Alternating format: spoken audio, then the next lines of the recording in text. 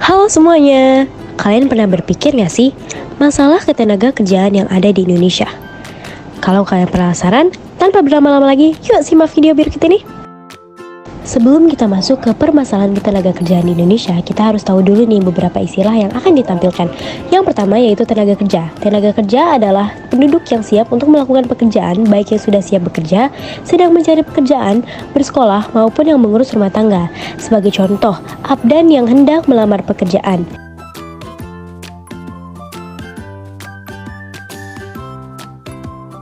Kamila yang sedang melakukan kegiatan modeling.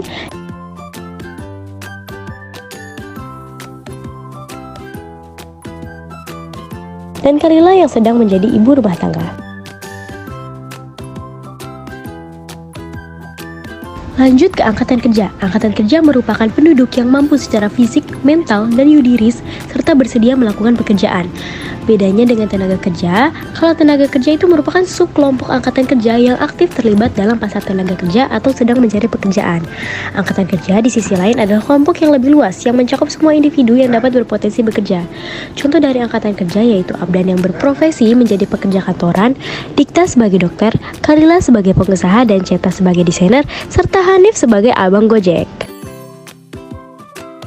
Lanjut, kesempatan kerja yang merupakan ketersediaan lapangan kerja bagi angkatan kerja yang membutuhkan pekerjaan. Contohnya adalah abdan yang sedang melamar di lapangan pekerjaan kantoran.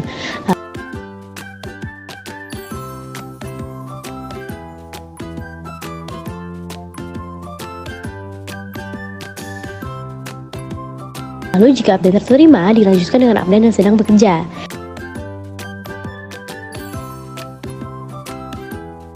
Selanjutnya, Dikta yang sedang mengecek pasien di lapangan pekerjaan rumah sakit.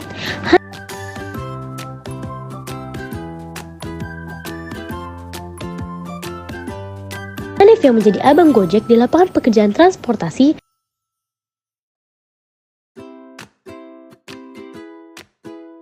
Dan Ceta yang sedang mendesain baju di lapangan pekerjaan fashion.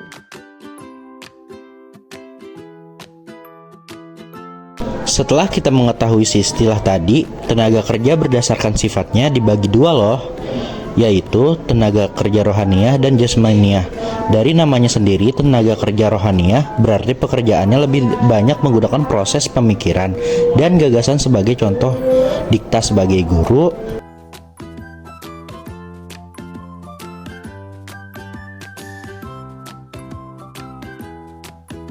Dikta sebagai dokter,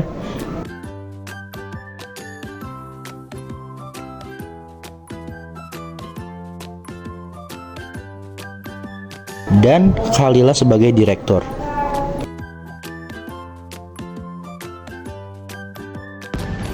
Tenaga kerja jasmaniah. Kebalikan dari tenaga kerja rohaniah, tenaga kerja jasmaniah lebih mengandalkan tenaga dibandingkan pemikiran. Contohnya, abdan sebagai pembantu yang mengangkat barang,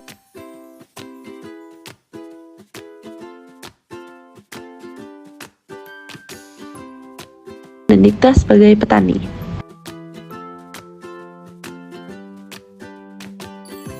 Nah, kalau tadi merupakan tenaga kerja berdasarkan sifatnya, sekarang adalah jenis-jenis tenaga kerja berdasarkan kemampuan. Berdasarkan kemampuannya, tenaga kerja dibagi menjadi tenaga kerja terdidik, terlatih, dan tidak terdidik, tidak terlatih. Tenaga kerja terdidik merupakan tenaga kerja yang mendapatkan keahlian yang berasal dari pendidikan formal maupun non-formal.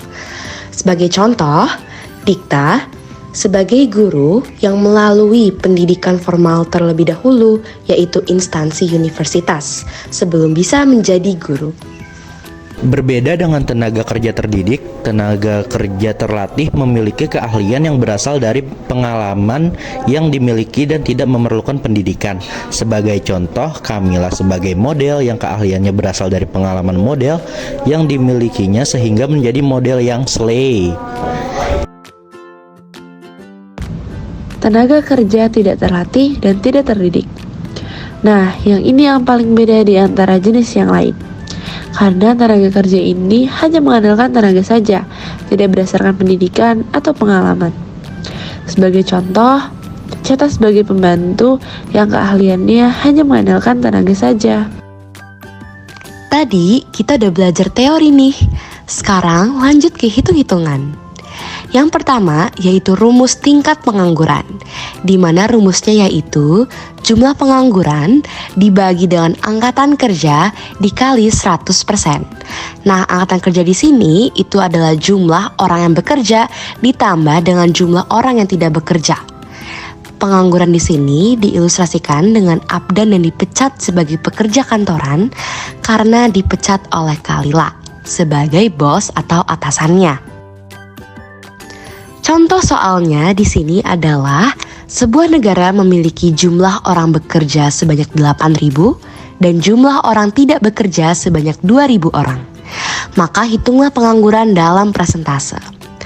Cara menjawabnya yaitu dengan memasukkan jumlah pengangguran tadi sebanyak 2.000 orang per angkatan kerja yaitu jumlah orang yang bekerja 8.000 ditambah dengan 2.000 sama dengan 10.000 dikali 100% dan kita mendapat jawabannya yaitu 0,2%. Oke, lanjut. Jika tadi adalah rumus menganggur, maka sekarang adalah tingkat setengah menganggur, di mana rumusnya yaitu jumlah penduduk yang bekerja kurang dari 35 jam per minggu dibagi dengan angkatan yang bekerja dikalikan dengan 100%. Tingkat setengah menganggur diilustrasikan dengan Hanif yang menjadi lulusan Fakultas Ekonomi namun bekerja sebagai Gojek yang tidak sesuai dengan prodi semasa ia belajar.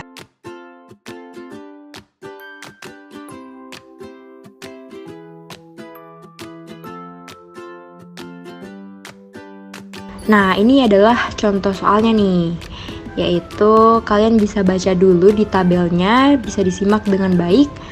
Lalu, jika ditanya untuk menentukan persentase dari tenaga kerja setengah menganggur, maka jumlah orang yang bekerja kurang dari 35 jam per minggu itu, kalau dalam tabel ini yaitu 2, ditambah 7, dan ditambah 22. Lalu hasilnya dibagi dengan angkatan kerja yang berjumlah 80 yang merupakan total dari persentase yang ada. Habis itu dikalikan dengan 100%. Maka hasilnya yaitu 38,75%. Oke, jadi tadi kalian sudah tahu kan angkatan kerja itu apa? Nah, di sini kita akan menghitung nih tingkat partisipasi angkatan kerja yang rumusnya yaitu jumlah angkatan kerja dibagi dengan jumlah penduduk usia kerja dikalikan 100%. Ilustrasinya yaitu di sini adalah berbagai profesi yang berjalan bersama menandakan angkatan kerja yang terdiri dari berbagai profesi.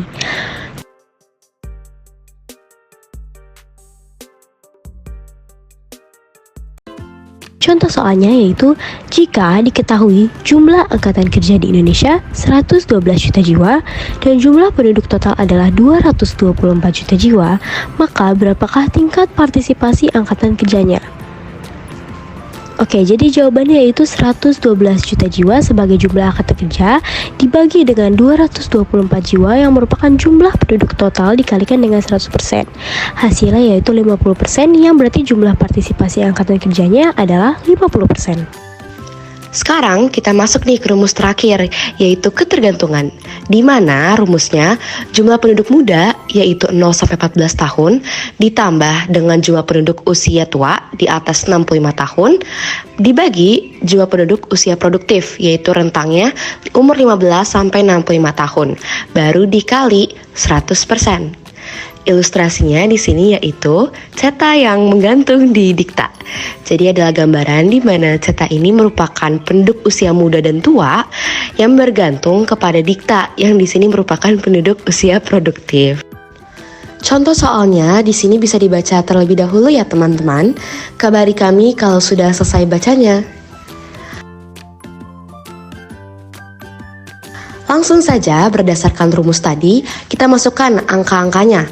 Usia muda yaitu 52.454.000 ditambah usia tua di atas 65 tahun yaitu 3.576.000 dibagi dengan usia produktif sebanyak 63.180.000 orang. Baru dikalikan dengan 100% yang menghasilkan angka 88,7%, di mana berarti setiap 100 orang kelompok produktif harus menanggung 88,7% dari kelompok yang tidak produktif. Oke, cukup sekian dari kami. Jika ada pertanyaan lebih lanjut, silakan menghubungi 0828 kapan-kapan ke depan. Hehehe, bercanda. Kabari kami ya jika ada pertanyaan. Dadah, see you next time. Dan ayo, jalan. Ye, terus jangan cepet.